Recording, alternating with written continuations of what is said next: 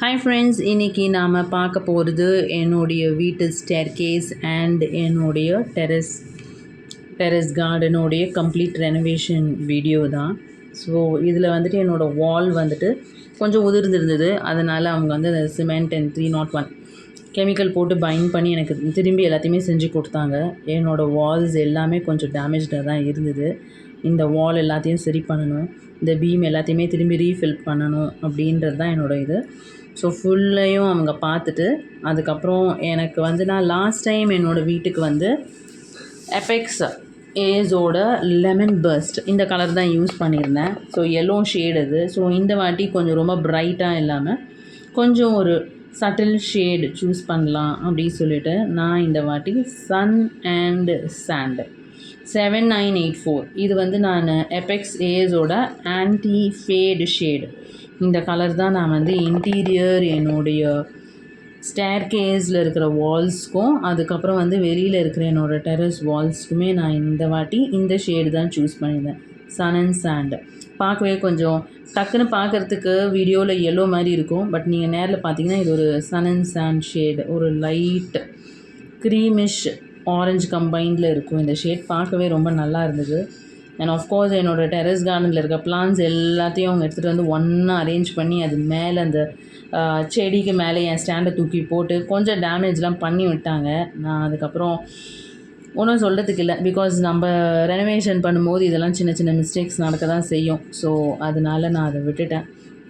என்னோடய plans as usual எப்பயுமே பார்க்குறதுக்கு ரொம்ப அழகாக ஃப்ரெஷ்ஷாக அதே மாதிரி எப்பயும் போல் எனக்கு ஒரு பாசிட்டிவ் வைப்ஸ் என்னோடய டெரஸ் கார்டனுக்கு மேலே வந்து அந்த சேர் போட்டுட்டு ஒரு கப் காஃபி குடிக்கும்போது இருக்கிற வைப்ஸ் வேறு எங்கேயுமே நீங்கள் போனாலும் கிடைக்காது. ஸோ என்னோடய அவுட்டர் ஃபுல்லாக அவங்க பெயிண்ட் பண்ணதுக்கப்புறம் இப்படி தான் இருக்குது. கீழே இருக்க ஃப்ளோரெல்லாம் திரும்பி அவங்க க்ளீன் பண்ணணும், வாட்டர் வாஷ் கம்ப்ளீட்டாக பண்ண சொல்லுவேன். நான் போட்டு ஃப்ளோரையும் க்ளீன் பண்ணிவிட்டு என்னோடய டெரகோட்டா டைல்ஸ்லாம் திரும்பி தெரிகிற மாதிரி செஞ்சுருவேன். என்னோடய ஸ்டேர்கேஸ் எப்பயுமே ஒரு ஏஸ்தட்டிக் லுக்கோடு தான் இருக்கணுன்றது என்னோடய தாட். ஸோ அதனால் நான் எப்பயுமே வெளியில் போனேன்னா ஏர்தன் பாட்ஸு, குட்டி குட்டி ஃப்ளார் வேஸஸ்ஸு இதெல்லாம் நான் கலெக்ட் பண்ணிவிட்டு வந்துடுவேன். அண்ட் அந்த ஏர்தன் பாட்ஸ் எல்லாம், அந்த மண் பானைங்க, அந்த உண்டியல், அது எல்லாத்தையும் நானே ஹேண்ட் பெயிண்ட் பண்ணிவிடுவேன்.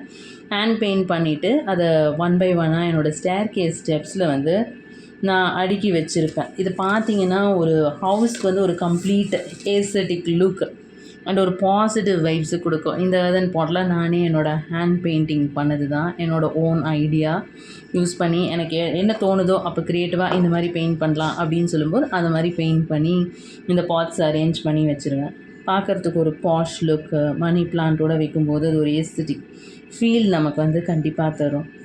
ஸோ இந்த மாதிரி நீங்களும் ட்ரை செஞ்சு பாருங்கள், ஓகேங்களா? ஸோ ஒரு பாசிட்டிவ் வைப்ஸ் உங்களுக்கு உங்கள் வீட்டுக்குள்ளார என்டர் பண்ணும்போது உங்கள் ஸ்டேர்கேஸ்லாம் பார்க்கும்போது நீட் அண்ட் க்ளீனாக இருக்கும்போது நமக்கே ஒரு குட் ஃபீல் தரும்.